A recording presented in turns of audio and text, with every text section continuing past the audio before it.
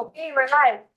All right, good afternoon and welcome to the House Environment Committee. This afternoon, we are going to be hearing more about the Act 59 inventory report from BHCB. Welcome back. Thank you. Thank you. So for the record, I'm Gus Seelig. I'm the director for the board. And also for the record, Trey Martin, I'm the Director of Conservation and Rural Community Development. And it's a pleasure to be here today. And we understand you want us to update you and provide the inventory work on Act 59. I'm going to just do make a few overview points and then turn it over to Trey. I'm going to begin with a little bit of good news, which is we finally, after 14 or 15 months, have gotten a grant agreement with America the Beautiful, which will support A&R, us, and a consultant to get phase 2 underway. That said, we thought we'd have that grant in hand last fall, and so we are many months behind. There was a point at which it was frozen, and we're glad to be able to say it's been released. How much is that grant for? It's a little right around $1 million, and a big chunk of it is for A&R to be able to do their part of the work that needs to be done. Some's for consultants and some is for our staffing. I'm going to begin this just with a slide that we showed in the Appropriations Committee of 2 projects that really speak to community resilience. The Water Street Park in Northfield was once the site of 7 homes that were destroyed in Irene and were part of the buyout. When the storms hit us in July of 23, the park flooded and was back in business within 3 days after a little bit of debris was removed. The other site you see is 12 acres in Brattleboro, surrounded by a neighborhood adjacent to the whetstone, and we bought that from Sir Sassomo Lumber. A big berm was removed, lots of fill was removed, and Secretary Moore believes that this will greatly reduce the damages that will be caused by the whetstone in the future. When we were in the Appropriations Committee not too long ago, we were asked the question of, can we conserve at this difficult time in Vermont where our housing crisis is so severe? I want to thank you for the letter of support you've sent. The one exception was we understand the value of resilience projects and real support for that kind of work.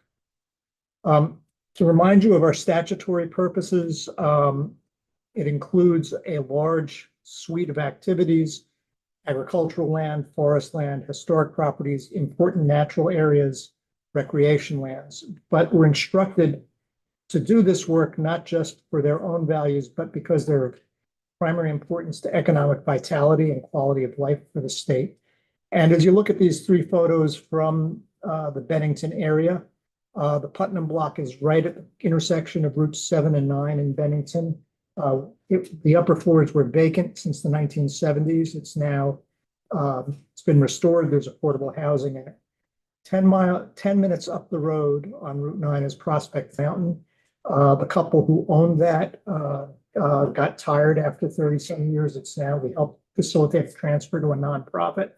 It is, I think, the highest elevations cross-country ski center in the state, and lots of forest land adjacent to the trails, and is being well used for the last years as a community asset. And then finally, the Morgan Street wetlands are, again, a stone's throw from downtown Bennington. And when it was pitched to us, it was actually pitched by the director of the Economic Development Organization for Bennington, because he said the wetlands are important in their own right, but it's a real quality of life advantage for Bennington to have this land available to the public.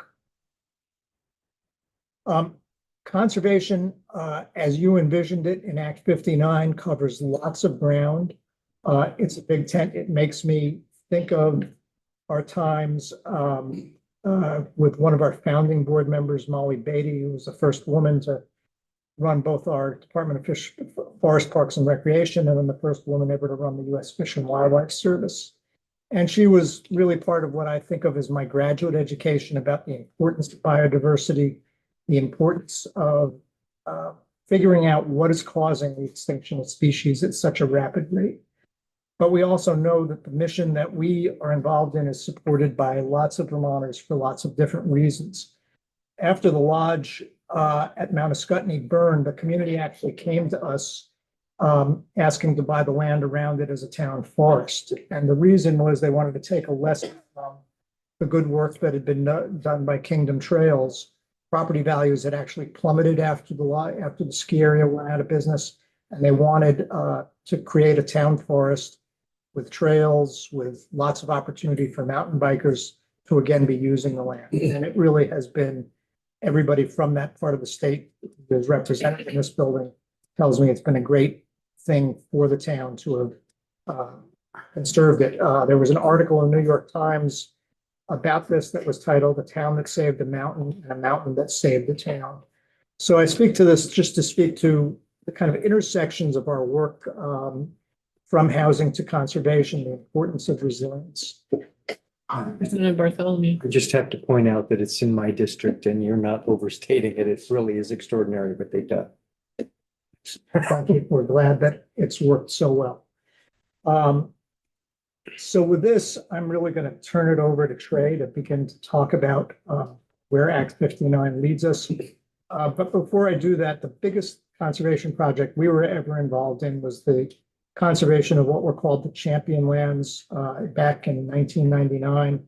The Governor Dean asked the legislature for $5 million to contribute to a $25 million real estate deal in Vermont. It was actually a 4-state deal put together by a group called the Conservation Fund, who was buying champions lands in 4 states across the northern tier. And what Vermont got was 133,000 acres of land all at once. We transferred a bunch of that, ended up becoming the Conti Refuge. It's the only refuge, at least it was at the time, where trapping was actually permitted. A chunk was returned as working forest land to private ownership. And then the state also created a wildlife management area that included a core area that would be simply for nature to take its course for biodiversity. So the champion debate in this building was an intense one. It was heartfelt by lots of different users. And I remember Connie Monica, who was then leading the Department of Forest and Parks, at a big hearing in the well of the House saying there are many uses for land, not on every acre, but somewhere there can be uses for all the uses that people are interested in. And I think that's what Champion achieved. That's what our goals are going to be as we listen to all the public input that we got about putting together a 30 by 30, 50 by 50 plan. It was lots of different people have lots of things that they care about. And the last thing I'll leave you with as Trey takes this is that in about 15 years ago, the Council on Rural Development did a public opinion survey. And at that time, 97% of Vermonters said in this survey that the working landscape was their #1 value. And even if that is dropped by 20 points, there's very little that unites us so much as Vermonters as caring about the land. So whether you are interested in biodiversity, whether you like to hunt or fish or hike or snowmobile or just have a quiet place to be in nature, there's a lot that unites us. And as we do this work, we want to do it in a way that will unite Vermonters. So here's where we are. In 2023, this body passed Act 59. It became law without the governor's signature that summer.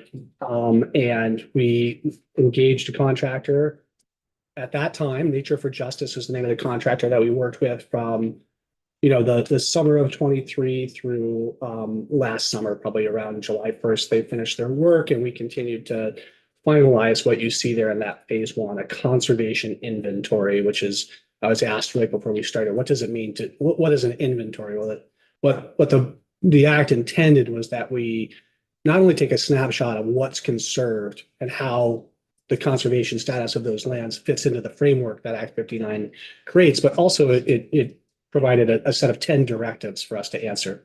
And we engaged hundreds of Vermonters over the last year and a half, through last fall, to fill out that inventory, which also provides a great snapshot of what people's views of conservation and the values we hold in conservation are. And so I'll show you in a minute here how you can find more information if you like. But we sent a few documents in today with this testimony. There's a fact sheet that provides some of the basic facts about Act 59. It's 3 or 4 pages long, and it's a good reference if you're interested.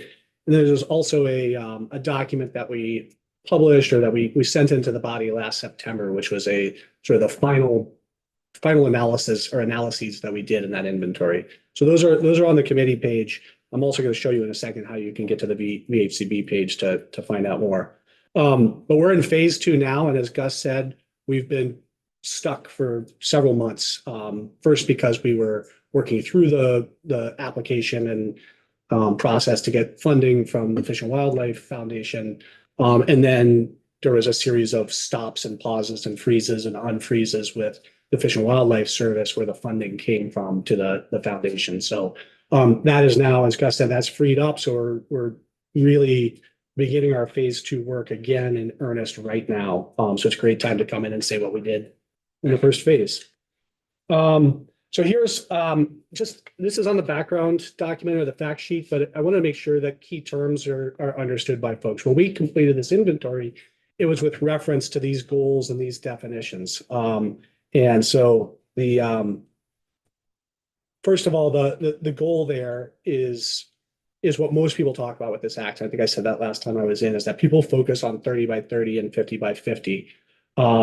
The vision that Gus talked about a few minutes ago is also critical to it. And our plan is supposed to implement both: a process to meet this goal and to implement that broad vision. That's what the planning element says. And what it looks for is a mix of conservation investments over the next 6 and the next 26 years, or 5 and 25 years, to implement the framework that Vermont Conservation Design creates. So conservation design speaks to the highest priorities we have for interior forest blocks, for riparian areas and surface waters, for special natural communities, et cetera. And that's what the act dictates, is that we would look to that in order to prioritize how we conserve going forward. How do we conserve lands that have the kind of mix of protections and management strategies that the act calls for? So in particular, the act identifies those first 3 definitions are categories for land management. So if it's conserved and it's conserved and maintained in a natural state, it could be identified as an ecological reserve area. If it's permanently conserved and the primary goal is sustaining particular species or habitats, it would be classified as a biodiversity conservation area.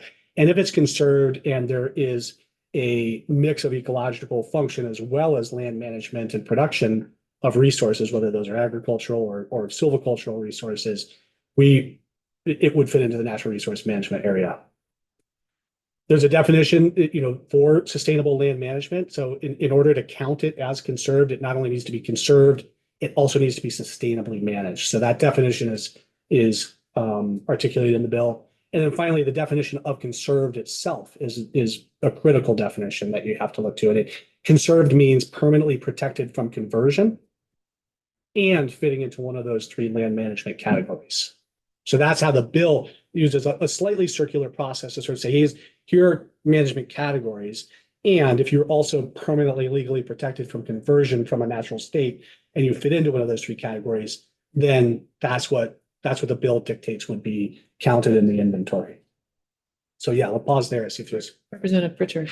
So what overall percentage does each one of these different areas represent? Yeah, I'll come back to that in a few slides, Okay. and I'll answer you now and say ecological reserves area, we found already about 4% of the total landscape. The biodiversity conservation area is also about 4%. And then the natural resource management area is about 19%. As I mentioned earlier, the process that we went through for the 1.5 years that we worked on the inventory was dictated by these 10 questions.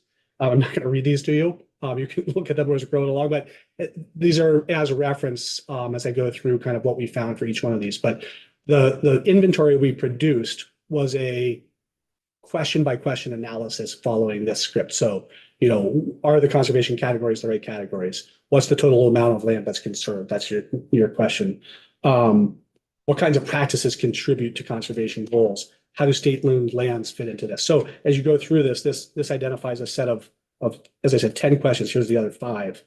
And we used a variety of different tools to interact with Vermonters, from interviews to surveys to focus groups to working groups, to answer these questions. And then we put all that together into the inventory report, which is on our website. As I said, we hired a contractor to help with this. It was Nature for Justice, and the lead contractor, a woman named Zariah Hightower from Burlington, who led and held a lot of the focus groups and work groups that we engaged as we went along the way. But under the structure of the bill, our lead partner was really the Vermont Agency of Natural Resources. The way that the bill directs VHCB is to produce this inventory and produce the plan in consultation with the agency.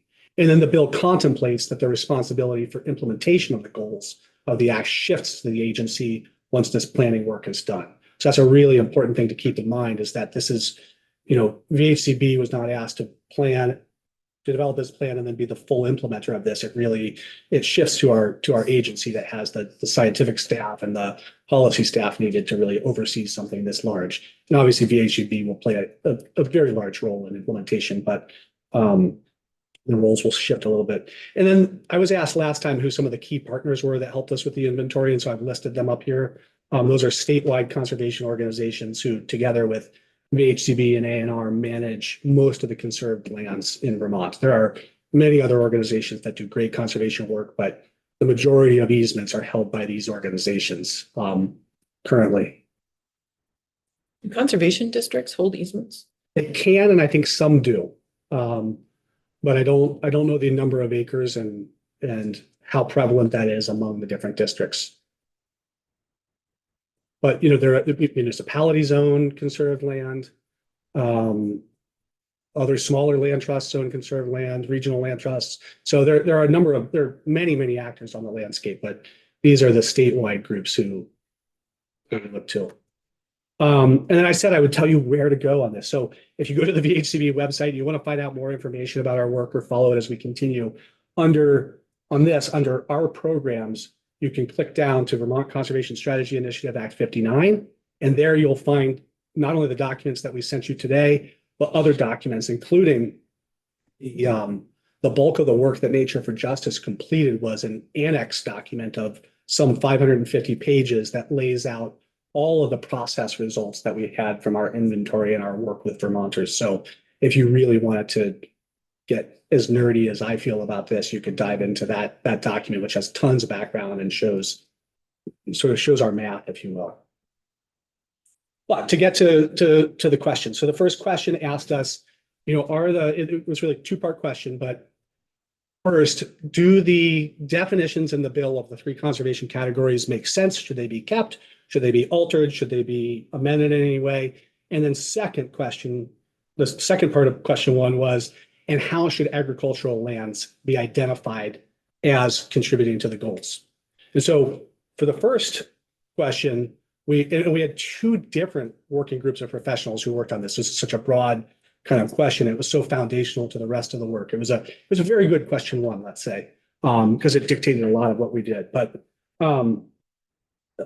really, both groups that looked at this didn't see a need to change the actual definitions that are in the law right now. The ecological reserve areas, the biodiversity management areas, natural resource management areas. Most practitioners agreed that the definitions that were articulated in the law made sense, and no changes to that text were recommended. But we recommended both in June, and then we altered it slightly in September. We provided a more nuanced response that we wanted to broadly include all conserved working lands and natural areas as part of that natural resource management area. And so that 19% was like 17% working forests and about 2.3% working farmland. And by working farmland, I don't mean that 2.3% is the agricultural fields that are producing row crops and annual crops, as well as meadows for grazing and hay. So not the wetlands and forests and whatnot that are protected on farms, which are really important, but those get caught up in when you do the analysis, those are really labeled as forest land and natural cover as opposed to ag and open land. So again, about 2% of the Vermont landscape, 2.3% is conserved agricultural fields, 17% working forests that are conserved, and then 4% each are natural resource or biodiversity management areas of ERAs or ecological reserves. But this was the hardest question, having two work groups that came to slightly different answers about how to include agricultural lands was one of the hardest hurdles that we had to navigate as we produced this. Can you tell us And- which working groups worked on this? There was one called the Agricultural Working Group and one called the Conservation Categories Work Group. And they both produced reports, which are on our website. The Agricultural Working Group recommended including all agricultural lands because based on an analysis that said that there's still biodiversity value in all aspects of a farm's life, but also that the permanent conservation of those lands makes it possible to change management over time. So even if the practices don't support biodiversity as much as they could right now, that having conservation in perpetuity means that we continue to adjust our management over time. And so on that basis, VHCB and ANR recommended that we include those lands.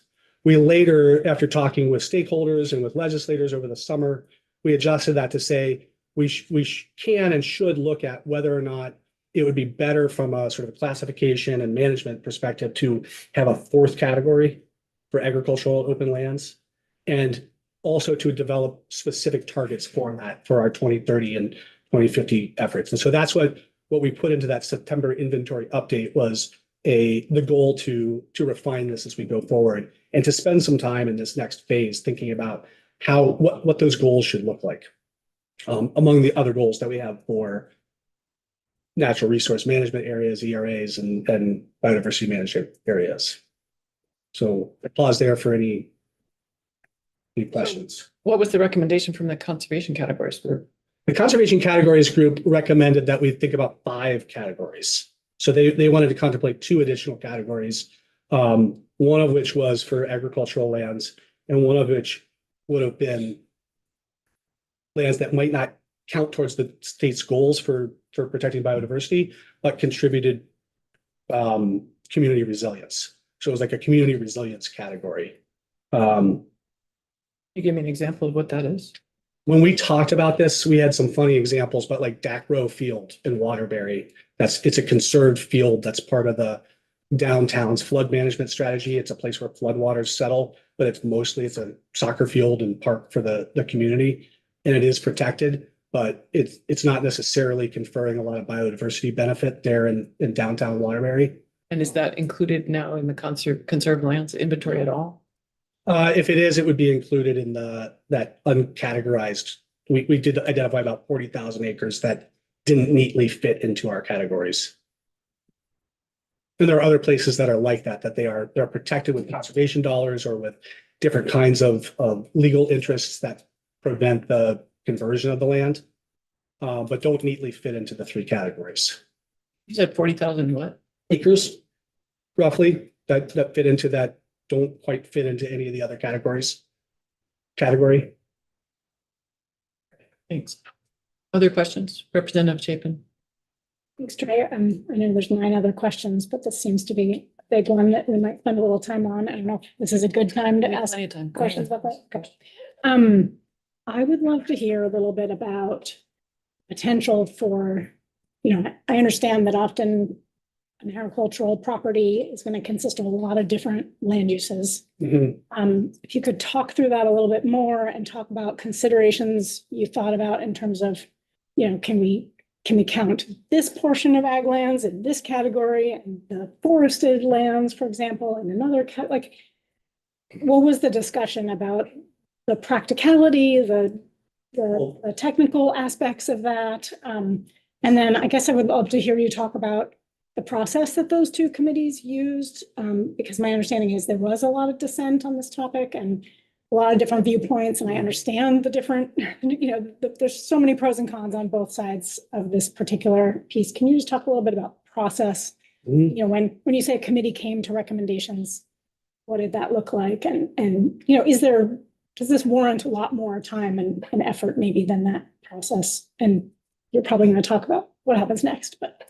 Well, I think I'll start at the end, and I say that we do recommend that it warrants a little bit more time. And both how would you create a new category, and then what are the goals for that category? How are we including that in the mix? Vermont Conservation Design does not speak to, it doesn't create targets for agricultural land, but many other statewide and regional initiatives do. So drawing on those to figure out what we would do would be the goal. But back to your question is about process, and it was, so first of all, there was what we wanted to have was the ability to hear broadly from Vermonters, but also to convene sort of like really technical insiders, people who work day in and day out in conservation. So we invited people to be part of these kind of study groups there were 4 of them where we thought questions were particularly hard, including 2 of them within this one question. And so, you know, I know they convened over several months. They were led by VHCB and A&R staff, as well as our consultants. They both produced extensive notes and documents and then a final report with recommendations. And then we met with A&R and with our consultants and had to sort of rationalize this particular place where there was it didn't quite line up between the two. One said you should have these 5 categories. The agricultural working group said, no, these lands really belong all in the natural resource management area. And our initial sort of compromise, if you will, was to take that natural resource management area, and you'll see this on the next slide, and bifurcate it between forest and natural cover, which was that 17%, and then ag and open land, which was that 2.3%. So that's the rough shape of this over several months, is that we had 2 different groups of experts working on this who came to different conclusions about why and whether to include these lands. To be more specific, the conservation categories work group really focused on, I think, their category 4, which would have been agricultural lands that specifically confer a cognizable ecological benefit right now. And then everything else into that 5th category, which might have been other agricultural lands. You asked about practicality, and from a practical standpoint, being able to do that on farm fields that maybe change every year and have different, management regimes or different rotations makes it hard to kind of firmly categorize that at any one time. But also we felt like, again, our response was which kinds of agricultural lands both protect and restore biodiversity, or have the potential to protect and restore. Our ultimate response was conserved agricultural lands still. And that's because about 2/3 of the agricultural lands are forests and wetlands, or at least on the parcels that we conserve as farms. And because a high majority of the annual crops are produced organically or with other sustainability mechanisms in place. And because of that temporal element of being able to change management over time. So those were the criteria that we used to make a decision when we had, and it was a decision that Gus and Secretary Moore and I and people who've been working on this had to make together, because the work groups didn't provide a clear path. And my other piece was, what happens in a couple of the other states that you are familiar with that have very similar? How do They go in both directions. California, which was already 30% federally conserved land when they started, has a 30 by 30 initiative that focuses only, for our purposes, it would only be our ecological reserves and biodiversity management, and not the whole natural resource management area. So they set themselves up to try to get to 30 with just those first 2 categories. Whereas Maryland and Maine are taking approaches that are much more broadly inclusive of agricultural conserved land. So it's including cropland. Yeah. So it's not this, different states do it differently. Thank you. But just to follow up, because I feel like I hear this 2 ways when you're talking about this. So you're saying 2% is actually cropland or, not Open. or open. So we have parsed it out. You have parsed it out. I've parsed it. There's forest lands on the conserved farms that are now counted in whatever forest land category or natural lands category they belong to. So it is separated out. We ultimately thought it was like we were able to use the data that we have, which is mostly, online data. I'm missing the term, but we're looking at the overviews and putting different map layers on, and that was what enabled us to look at conserved farm parcels and then do overlays of forested areas, riparian, other protection areas. And that enabled us to sort of tease out what was in forest cover or otherwise protected as wetland or wet meadow versus where there's annual crop production. But we didn't have time, and we didn't try to even go through and do like a parcel by parcel, like how many square feet of row crops do you have on this parcel and on this parcel and on this parcel versus how many square feet of wetlands on this and on this and on this. And partly that's because that's ever changing and fluid, and partly because the access to the records and the work that would have taken to do that would have been taking a lot more than 15 months.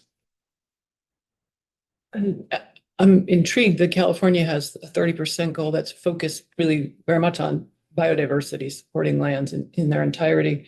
And then they have other 2030 goals around agriculture and other, So that, Yeah. what I was going to ask Yeah. is, what is their agricultural goal and how, do you know?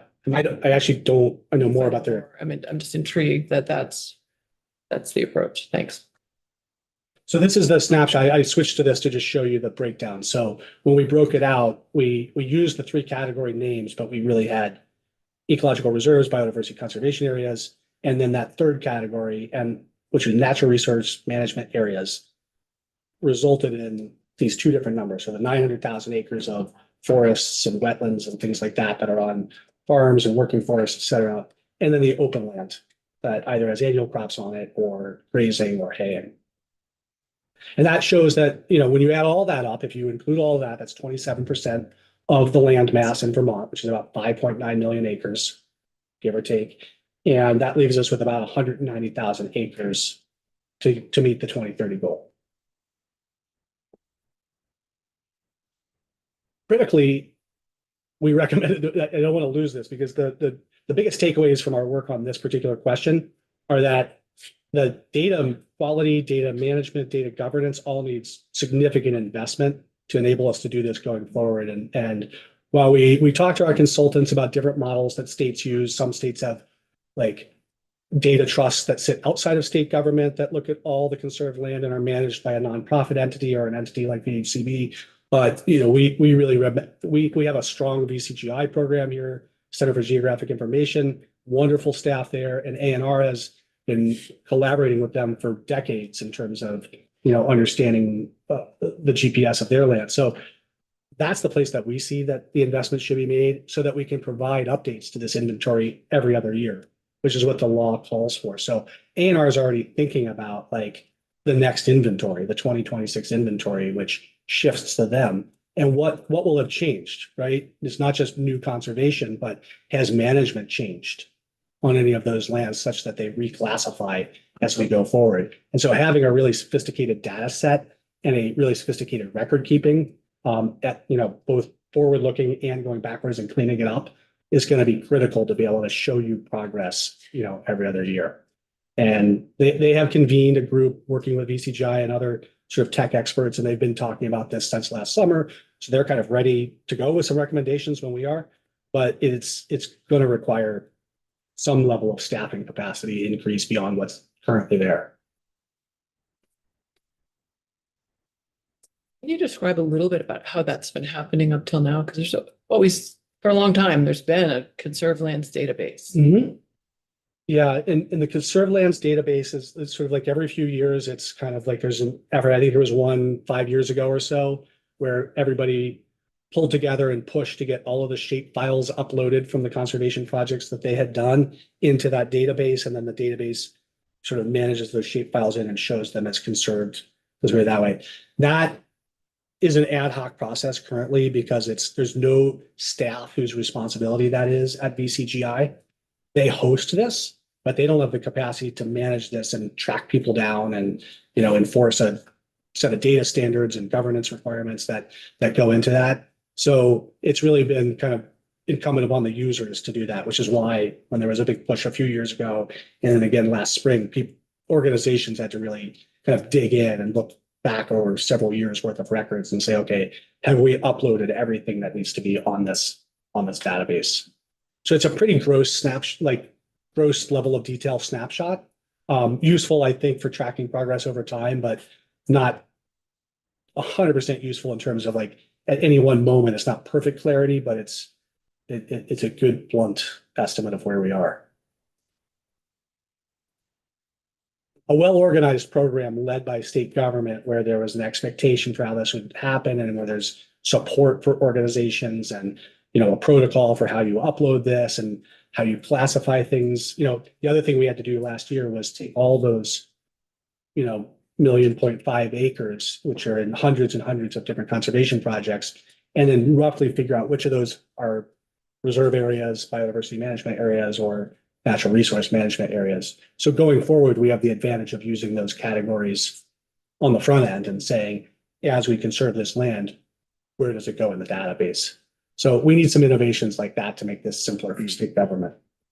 How rough would you or one of the, say, like Bob Zanos of the world, say that is our ability to put them into a category? How hard was that? I think they felt like there's that part wasn't the roughest part. I think the roughest part is sort of at the edges of the categories and at the edges of the, you know, is this a forested wetland or is it a working forest? And is there management happening here? It's without going and looking at the easement and seeing if it's an ESTA or if it's a, you know, if there are restrictions in there of some different kind. It's hard to tell. So I think there's probably some margin for error, but Bob would have to answer for himself. I think we feel like this is a pretty good snapshot, but that maybe with a few percentage points of this, you might classify it one way or the other. There may be lots of areas on conserved farms that ended up being categorized into that forest land and natural cover, but really could be treated as biodiversity management areas because they're permanently protected wetlands or stream corridors or fens that kind of, I think, fit well within the definition of a natural resource management or a biodiversity management area. It's about a species or a habitat type.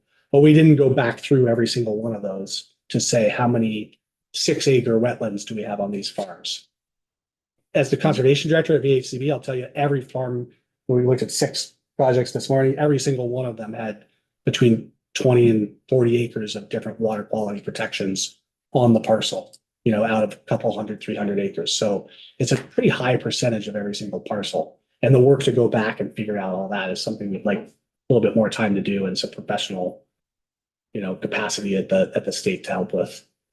In all the discussions I sat in on, I think what people would say is very close, but not exact for all the reasons Trey just cited of not going back parcel by parcel and being sure, and most of this land is not surveyed. But it hasn't. Some categories within it are certainly not surveyed. But hadn't Woodlands, Wildlands, Farmlands, and Communities through Liz Thompson recently completed a pretty in-depth inventory that included Vermont? It's very detailed. That was one of the things the consultants and the teams looked at, as well as TNC's model, which was completed recently as well, which lines up pretty well with what Woodlands Wildlands did. So we relied heavily on partners for this because they had done some of the work of already breaking it into categories. And that's why it's good. We tried to stress as much as possible that this was an initial inventory and that not only would we be providing updates of what's happened every 2 years, but sharpening the way that the protocols and methodology for doing the inventory, we think will get sharper and better as we go along too. Chapin. I think what I'm hearing just around that recommendation is that what sounds like largely a one-time investment in having the state create system for really pulling all that information into the BCGI, into this mapping systems and tools for all the different organizations and parties that are doing conservation work to be able to feed that information into the one system, that there's a particularly, what I'd say is a one-time investment that needs to be made to really set ourselves up to both track this in the long term and get a more refined data than what we were able to do at this stage. I There think may be ongoing, obviously, resources also, but particularly a one-time, is that what I'm hearing? I think it'd be great to hear from Bob and the folks at ANR and BCGI about what they need. They've been working on a kind of a wish list. But I would imagine it comprises both a upfront investment to develop whatever, if there's anything about the platform that needs to be updated or changed in terms of a, infrastructure investment. But then I think they have really said, and this is true across the board, is that what the missing piece for a lot of this is capacity within the state government and nonprofit network of conservation works. So I think they would probably stress the ongoing capacity as much. Great. Yeah. And a lot of that one-time work has kind of happened over the last 15 months too. So, I don't think they'd turn away a grant, but it'd be great for them to come in and explain that themselves. They could also dive in if you're really interested in the coding and the way that the database is set up. You could probably have some fun kind of having somebody do a show and tell of like how they created the layers that they did to determine things. I'm not very techie, so I'm telling this to you like a former English teacher as opposed to a GPS expert. Moving on though, so we a lot of those two recommendations, so the conservation categories and then how did it all add up? That was a lot of our focus on those two questions. And there are 8 more questions. And the recommendations that you'll see as we go forward with the next 8 questions, a lot of those now become more forward looking because it's about like, as we turn to question 3, which we really consolidated with question 7, there was one question that was about practices and conservation programs, and then another one that's about how we're going to implement this. So we generally provided a recommendation that looks across all biophysical regions to make investments. We want to implement the conservation design framework, and we want to do that across all biophysical regions. We want to really enable the state to and support ANR to designate reserves on state lands. We want to build in, new investment types on working lands. And one of the biggest issues for protecting water resources or other sensitive areas on a working farm or working forest is taking that land out of production, and whether or not there's a one-time payment that can make up for in perpetuity loss of productive land. And so how do we go about structuring those kinds of investments and supports? Are they conservation investments, or are they, practice-based investments that support conserved lands? And so that's something that we need to really think about. How we do water-based protections is another area where, again, very forward-looking, and there's a whole question about this, but the trick with conserving terrestrial land to support water is that if you don't protect all of the terrestrial land around or along that water body, you may not have the sort of the biodiversity or ecological results that you want. That, pollution from one source can really disrupt, pristine protection from many other sources. So what are the kinds of strategies that you would follow? And I'll speak more about that when we get to the question about water. But then how do we, again, with practices and programs, we want practices and programs that expand access, that expand participation, that expand people getting out into nature. That's where we see the community resilience side of the bill is the Biodiversity and Community Resilience Bill. And it's what we all did during the pandemic. It's why conservation matters, is for that connection to the out of doors. And not just, the livelihood that people lead is super important, but everybody benefits from protected land in their communities. And so expanding that participation, expanding that access leads to more support and understanding of the goals. So that's kind of roughly what we see as the phase 2 work under these 2 questions. What are the programs, practices, and policies that support this vision and goals? The next question was about how to use state lands to create ecological reserves. And there was a specific work group for this made up of ANR staff and partners who work with ANR on large-scale landscape conservation. And they laid out a whole approach to designating ecological reserves on state lands under this question that includes a new statutory definition, new management subclasses and definitions, as well as a sort of like a retooling of the long-range management planning process to really support this outcome. So looking at this across the large blocks of managed land at ANR. In order to do this, and in order to do this well and really increase these, we're going to need the kind of public funding that the HCB alone can't give. We support large additions to state land, but we often support it by helping somebody conserve a smaller parcel that's used as match for a large forest legacy project or something like that where federal funds come in. And so it's a complicated and complex process that leads to the addition of lands to the state. But we would like to see not only more additions, but then giving A&R the tools that they need to update those management plans and keep them updated over time so that they can, on a 20-year basis, designate and redesignate the management strategies that create the goals that we want.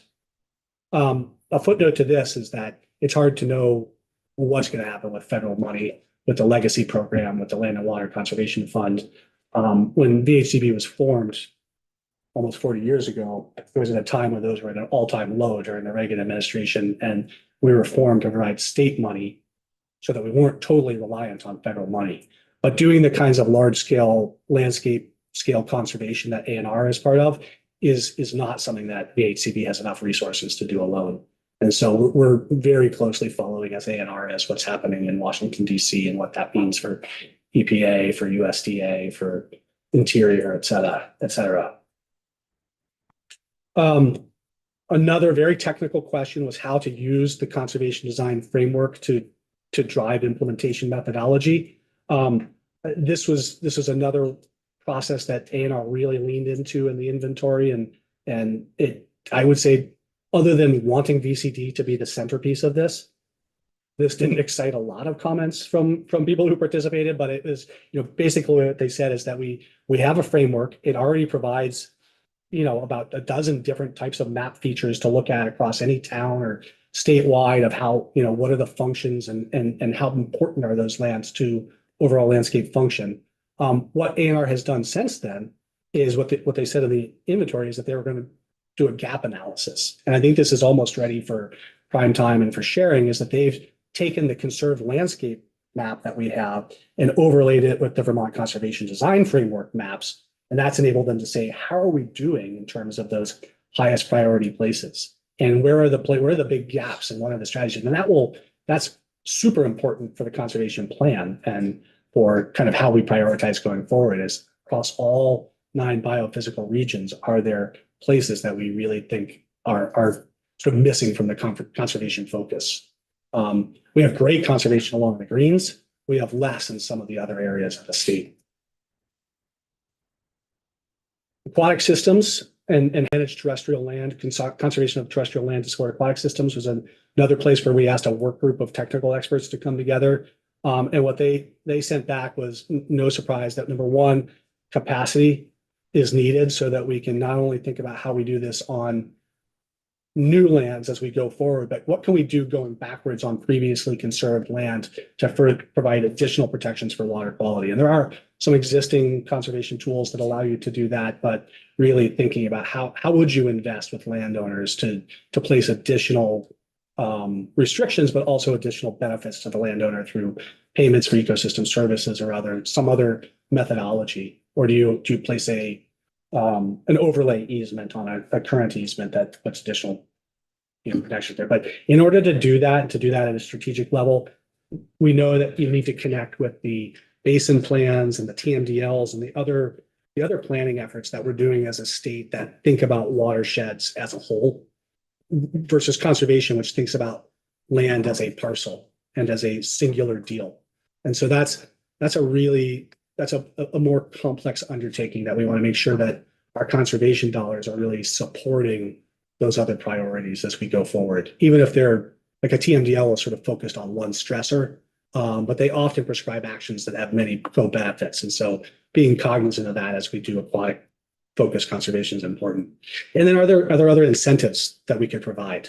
Is there some, a question was asked, is there some way to include incentives related to water within the UVA program? Or how do we look to other programs that create these kinds of incentives for landowners? There's best management practice programs is the Agency of Ag, the CREP program. There are loads of investments that we have made, but are they really getting the kind of permanent or semi-permanent management change that you'd like to see?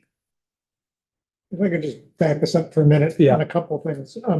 Want me to go back a slide? No, but just as a general framework, our work's always in conservation, always been about willing landowners, willing buyers, willing sellers.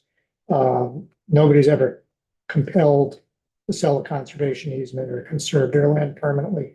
And for many families that we've worked with, it's a multi-year decision point that they make after lots and lots of thought. The picture you're looking at here is of a parcel along the Maidstone that we've actually taken out of ag production, but not with a farmer continuing to own it because it's of no value to him. In this case, it's going to go to the Department of Fish and Wildlife. And I think that's one of the key questions that we've seen. You guys, through the capital, they'll give us money every year to help retire farmland that really is in the wrong place, where it's really difficult to farm without causing environmental damage. And the question that always comes up for us is who's going to own that land if it doesn't have productive value? As we look at the changes that are going to come from the federal government, we're going to have to, I think a lot of our partners, as we began this process with you 3 years ago, thought there's going to be a ton of public federal money through the community forestry program, through Forest Legacy, on and on. And it's likely going to be much tighter. So we're going to be looking, I think, more and more to the question of what works for landowners. I think that I'm not opposed at all to more public ownership. The way we had to deal with the opportunity, the Boy Scout camp sale presented itself was to find a private buyer for that camp. The state decided it could not afford to invest in infrastructure there. So I think we're at a moment where we may have to think more about our strategy, because the availability of funds for public ownership, I think in the next few years is going to be diminished from what we hoped it was going to be even 6 2 years months ago, ago, yeah. or even Yeah. 6 months ago before the election.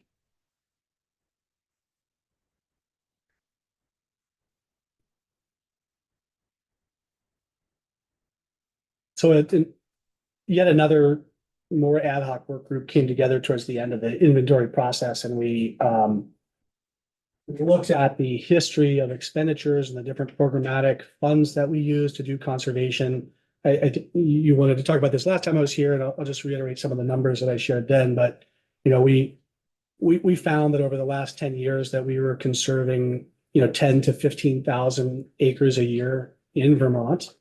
VHCB was responsible for a half to a third of that, doing about 5,000-6,000 acres a year.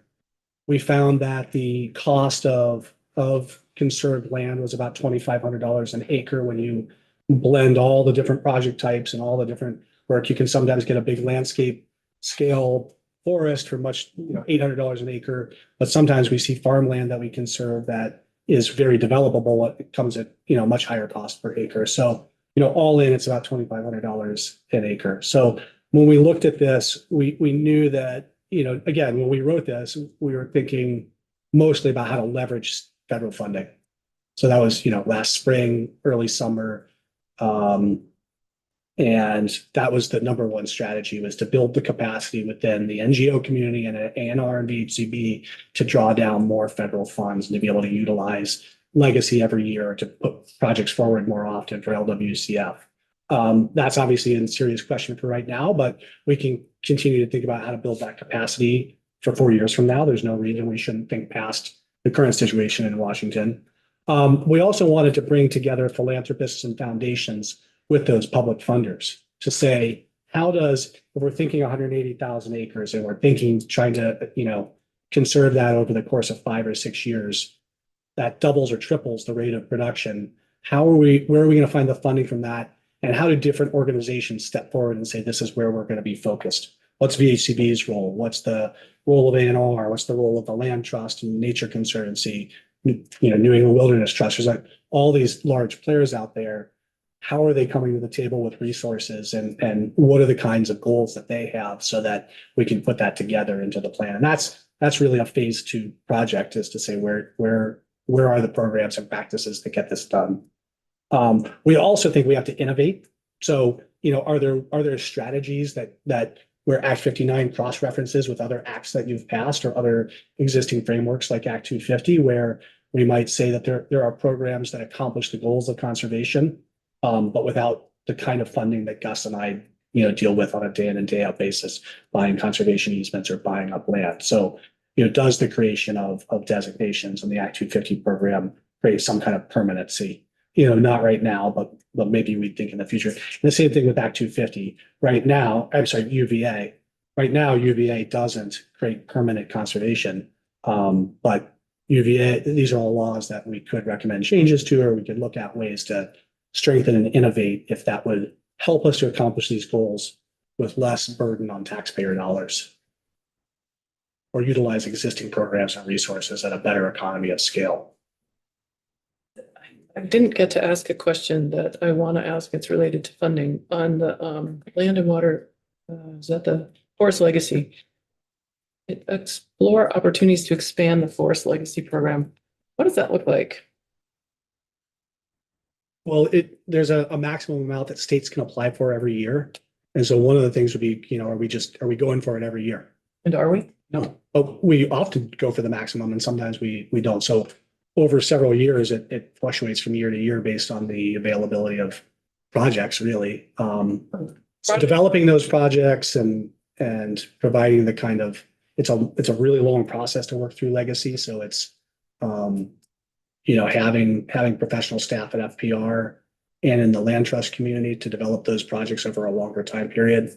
And we've made some investments. I mean, we're already looking to the implementation of this. And so we've been making some investments as we go along and some changes as we go along. And one of them is to try to make it into refining our easement process so that it's easier for ANR to acquire lands with VHCB as the sole holder of those easements instead of a more complex structure. So that's an innovation that we've taken on here.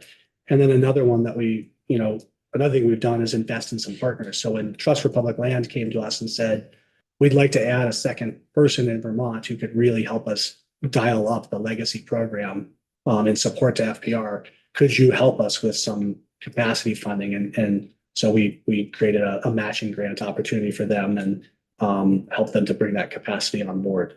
So I think that's what it looks like, is having the people and the programs and the resources to do this, on a more routine basis. So does that program require a state match, or is it literally just getting projects that meet their criteria in the pipeline that? It does require a match. I can't speak to. I think it's the exact 50-50, amounts, but but Yeah. Is that part of why we're not maybe? maybe it's, I don't know, I can't remember. There's a whole spreadsheet with this. It's maybe 2082, but FPR could tell you more about this program, but there's a match requirement. And then there's a project development and project development capacity question as well. Which I imagine is kind of tricky.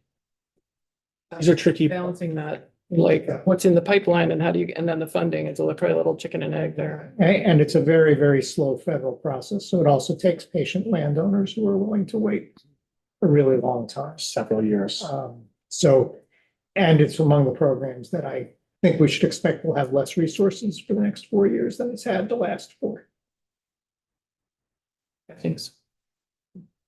So as we sit down over the next year to do this plan, I think we're going to not give up on the notion of federal support, but know that it's not likely coming in the way that we had hoped 6 months to 2 years ago. But to provide for that over time, but also to really try to engage the foundations and private funders of conservation as well, and the organizations that work with them. And then, the governor's budget this year did support VHCB at the full statutory level. Which means if that's where the budget lands, that we will have state dollars that we can use for conservation next year and hopefully the year after that and the year after that. So it doesn't mean everything goes away, but it's certainly the loss of these federal programs or the diminishment of them. And then there was a lot of money in the Inflation Reduction Act that now is frozen or unavailable. And that historic opportunity may not come back. And federal partners, when we ask them, mostly make this expression. We're all getting good at that. Representative Nora. Just wondering, what do you see as the trends in philanthropic giving toward this type of activity? I don't think we know yet, because I think the world is so chaotic in terms of funding environment, right? Even prior to the current. What I'm saying to you is I talked to somebody who's of some means just yesterday, and that person said to me, my giving is probably going to, even though long time, benefit to conservation organizations, stuff that's much more healthcare, food access. So I think we should expect that all the systems are going to be stressed with a pullback from the feds, and the competition for philanthropic dollars is going to increase. I'm not saying there'll be no philanthropic dollars. I'm just saying there are some philanthropies that are only interested. One of the things against us that's gonna make it harder is we've done over the 40 years we've been around, lots of large projects, much smaller than Champion. The opportunity to conserve in Vermont at the multi-thousand acre unit at a time is gone by. There may still be a few, but we're more into the 300 to 600 acres at a time. And each deal has the same transaction cost to do a small 600 acre parcel might be the same as a 3,000 acre parcel. So, and it's more time negotiating with human beings who have to make these decisions. So I think we're at a place where, we are going to see more of a slowdown than we would have hoped even 6 months ago. And I'm just trying to prepare you for that reality. This is always, real estate is about opportunity. When is a landowner, when is a family ready to do something of this magnitude is always also a question. And we have started to see, even though you'd expect somewhat of a response from the philanthropic community, if it doesn't, if there's anything partisan about it, to respond to changes at the federal level by giving more. But as Gus said, we're not sure they're going to give towards this particular outcome. And we're starting to see people who've been affected by downturns in the market and whose retirement funds have diminished suddenly. And we had a deal recently where somebody said, we're not going to be able to close this deal because we were counting on a gift from a landowner, and they can no longer afford to do that. So I think we're going to see both. I mean, unfortunately, it isn't. That's to manage your expectations and dampen them a little bit. To excite you is to say that if we have a really thoughtful plan that engages the Vermont conservation community and has people leaning into it, that's the best strategy for drawing money towards this, is to show. I've done a lot of fundraising over the years, both in this building and with private donors, and they want to know what their money is going to and that it's part of a bigger strategy and it's going to make a difference. So that I think will also be what we're hoping partners can do, is to point to this and say, this is a concerted effort at a place and at a time where it's really important that we protect the connectivity that Vermont is for the whole Appalachian chain up into Eastern Canada.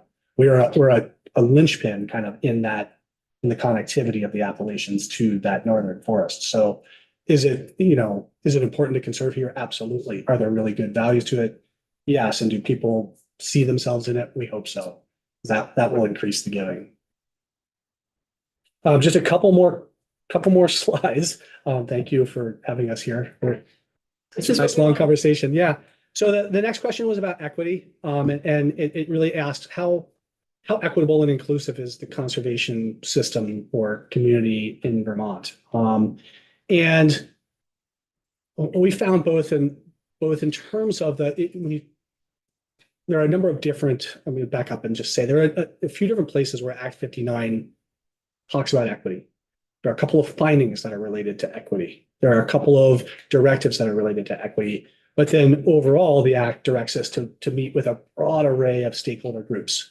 So from a inclusiveness and equity across the landscape perspective, we did reach a lot of people with a lot of a huge variety of opinions and a real diversity of thought about what we should do with both public and private dollars that go to conservation, how we should manage land, whether or not we should, participate in carbon market. There's a whole lot that we had a diverse set of opinion. And you talk to hundreds of people, you're going to be blessed with a lot of different opinions about things.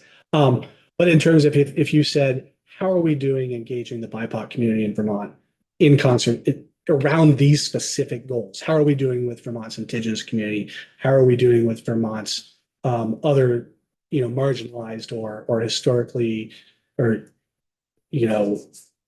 marginalized communities? The answer is it really depends. It's really community by community. There are places and projects that really celebrate diversity, inclusion, and equity and have fantastic outcomes. And Gus talked about the project we did last year with the Vermont Land Trust that protected the camp, the Boy Scout camp at Camp Sunrise.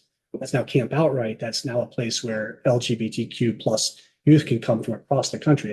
There are only a handful of camps for youth who are LGBTQ plus. And so we can point to a lot of those kinds of results.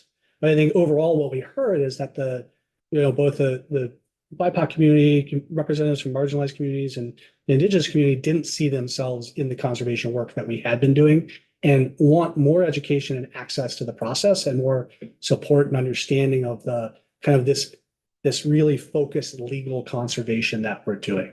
And what they wanted was to have more supports for existing efforts like Land Access Opportunity Board or the Environmental Justice Program at ANR.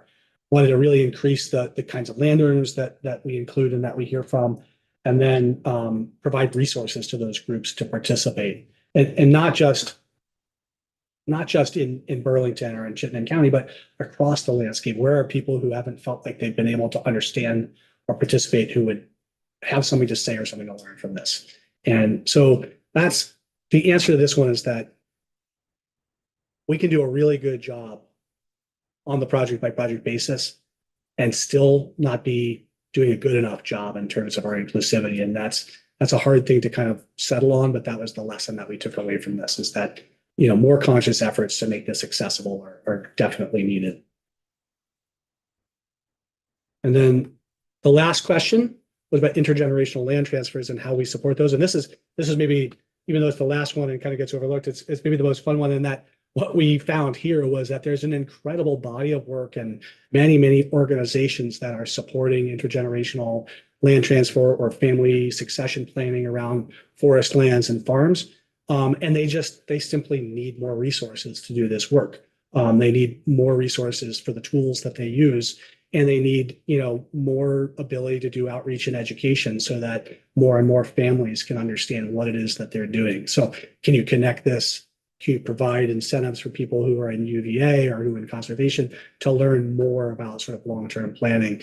Yes, but it's slow. And it's like, you got to go from like family to family and parcel to parcel to do that work. And so it's a huge amount of labor for uneven results, because not every one of those succession plans ends up getting followed at the end either. So we do a lot of work and support a lot of planning, and much of it bears fruit and some of it just stays on the shelf. And so really in order to do this, if you're not going to create some other market-based or regulatory reason why people have to do planning, which I don't know what that would be, it's about having the resources to meet with more and more families. And that's just simple as that. But the good news is we know how to do it. There's great work at VHCB in our viability program, at Intervale, Coverts, and the Woodlands Association. They do a lot of education. So we can build on that is the answer to this question.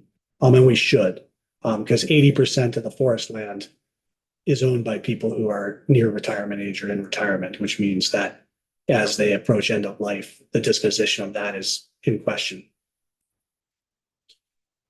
All right, so where we go from there is digesting all of that. And I just looked at this morning, I was looking with my team at, we had created a list of all the takeaways and next steps associated with these 10 questions. And we're starting to align that with the big organizational themes for the plan, which are, not to, spoiler alert, we're going to keep working on this, but, organizing a plan around ecological outcomes, around social outcomes, and around technical improvements. Those three kind of major objectives drive this. And so our intern was going through the 17 pages of different next steps and strategic next steps and whatever, and aligning those into those objectives. And there's an incredible amount of work that we've already done when you begin to look at it that way, because this inventory brought forward so many ideas. So we've already been able to say, what are the best ideas that drive forward to create more ecological outcomes that came out of this inventory process? What are the best ideas about social outcomes?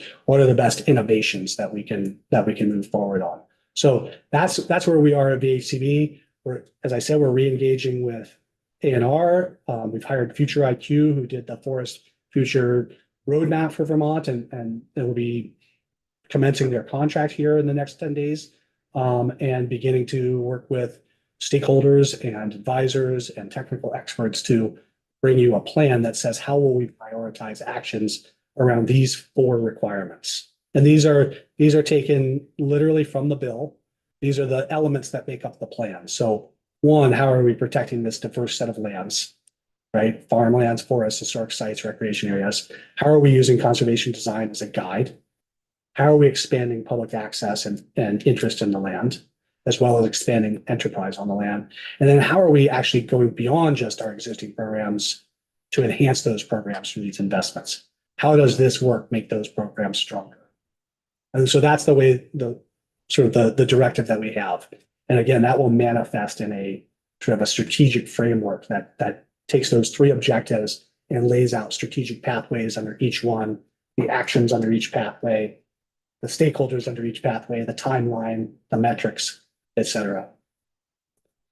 And that's Darling Hill and Burke for anybody who's a mountain biker. And my favorite photo, I wanted to save it for last because that's one of the nicest places to spend some time on a summer afternoon. Thank you. That was really helpful.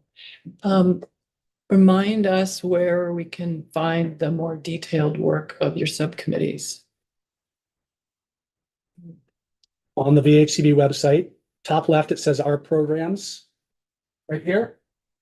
If you click on Vermont Conservation Strategy Act 59, and then you can see here, if you click through our programs to Conservation Strategy Initiative, you can read the full inventory report. You can read the 500 pages of annexes, which I know everybody will probably do before, But that's what I'm talking about. I think. and the working report. So this is all on this one webpage.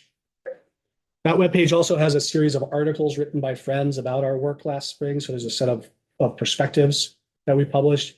And then it will probably soon have a link to a portal that Future IQ will stand up for all stakeholders of the phase 2 It's process. going to be a portal we could go to where 50% of the landscape would be conserved for biodiversity.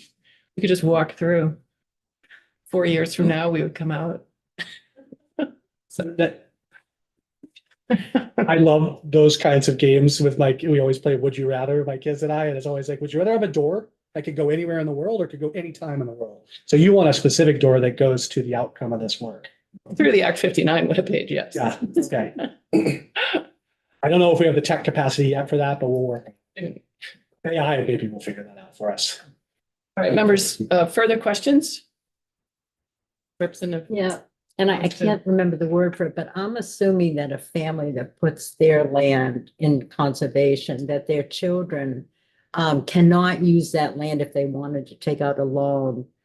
They can't use that as I think it was Collateral. collateral for taking out a loan. Is that a correct assumption? I don't think so. I mean, we conserve lots of farmland and farmers are still borrowing money On the land. on the land. Oh, So it okay. still has an underlying value.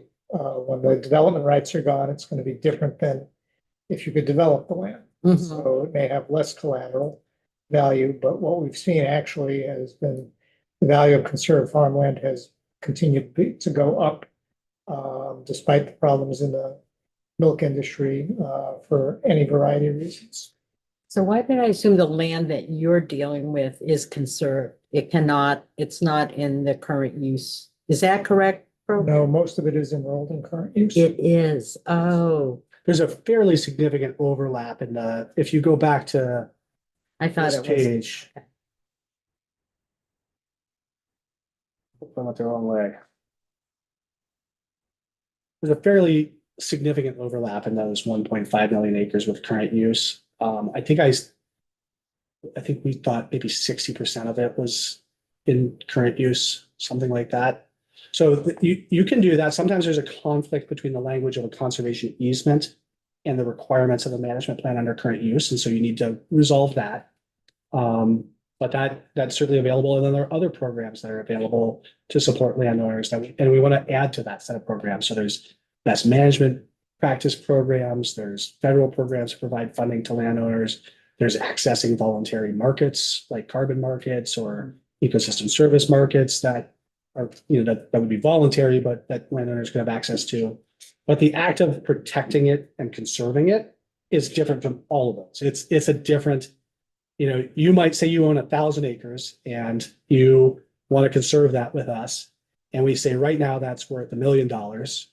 After we conserve it and place a conservation easement on it that restricts development in the future, Oh, it's worth less. mhm. But as Gus said, it's still worth something. So maybe the value of the easement we just bought is 700,000. and the remaining value is 300,000. That's what you could take to the bank and use as collateral, is that after value, what we call it in conservation. The other thing, again, this is always willing buyer, willing seller, so sometimes within an easement, somebody will reserve some rights, including the right to add a house to I it. see. So there's not a one size fits all approach to it. Now, where the house could be might be limited in the conservation easement. So you shouldn't think that because there's a conservation easement, every right hasn't necessarily been extinguished. And there's still, there's other avenues Yeah. for people to have. That's from there. helpful. Thank you for that clarification. All right, thanks again for this. Very helpful. And for all your work in implementing Act 59. Members, we have a little gap between now and our next agenda item, which is at 3:30. We are scheduled to take up H 230, which is a Fish and Wildlife Bill. But the folks who will be in the room can help us understand the amendment that was discussed earlier today on the floor. So we will probably be starting with that amendment conversation and then going into 30. Some of that will depend on the availability of Michael O'Grady, but we will be, we should be able to do both. So see you back here in about an hour at 3:30.